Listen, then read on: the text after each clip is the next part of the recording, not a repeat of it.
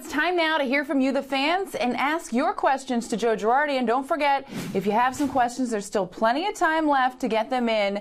You can tweet him at Joe Girardi Show, send him an email at askjoe@yesnetwork.com, or visit the Yes Network Facebook page and drop him a line there.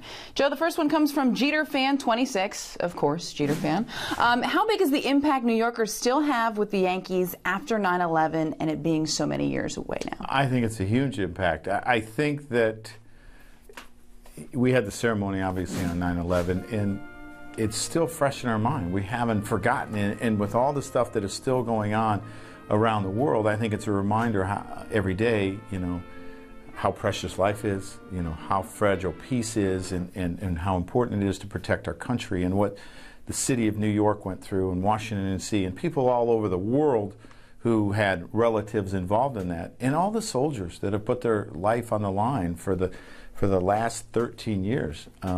We haven't forgotten it, and we're so appreciative of what our military has done. Playing in New York on that day, is there a different feel? I think it's important. I think we should always be there, just because of what the city of New York went through and how important it is to us.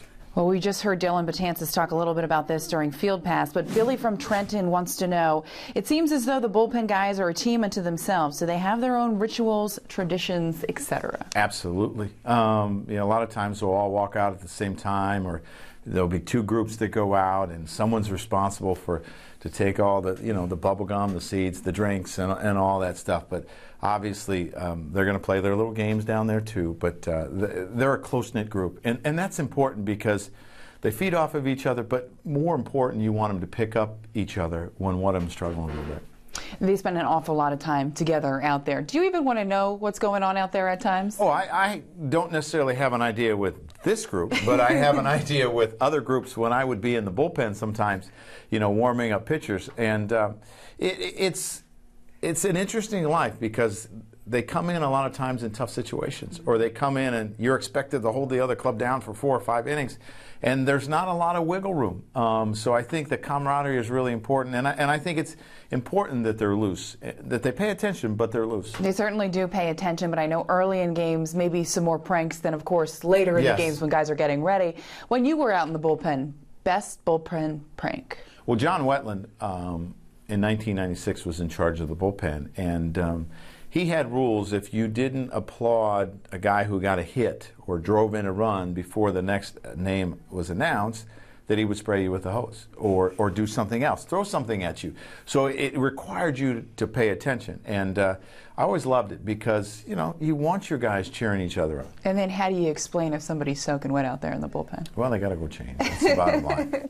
Moving on, Jack from Morristown writes via email, what do starting pitchers do when it's not their turn on the mound? Do they have their own workouts, or do they rest their arm until they pitch again? Every day they have something to do. Depending on their schedule, which if you start on day 5, day 1, you're going to do certain, weight exercises, and you're going to do certain cardiovascular. Tuesday, you're going to do certain weight exercises the second day and do your bullpen. Some guys do their bullpen on the third day. So everyone has something.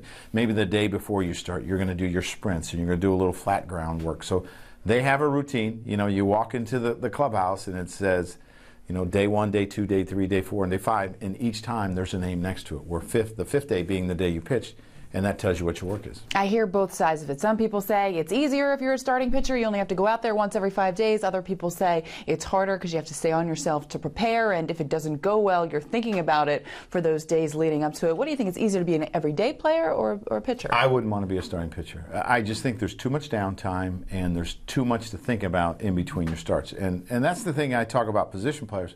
You can be 0 for 25. And all of a sudden it clicks the next day where you get a bunch of hits. Maybe you get a bloop hit and it leads to a 10 for 25 where it's hard for a pitcher. You got to sit and wait. And then, if there's a rain out, what happens to your start then? So it can be frustrating for them. Joe, final question coming from Twitter, Mark Teixeira fan. Joe, what are your feelings about foul territory with Mark Teixeira? Will you be making an appearance soon? Oh, I don't know. I have not been asked. I've seen the show a couple times, so that's obviously he picks his guest, and we'll find out. Have you seen all of them, or just no, a couple? I've just seen a couple. So they're pretty funny and they're entertaining. So we'll see what happens. Do you like seeing that side of Teixeira? You know, I think it's good. I think it's good for players to do other things and kind of let their guard down sometimes and enjoy themselves. Seems like you kind of left the door open. So, Mark, if you're watching, this could be your next guest on Foul Territory.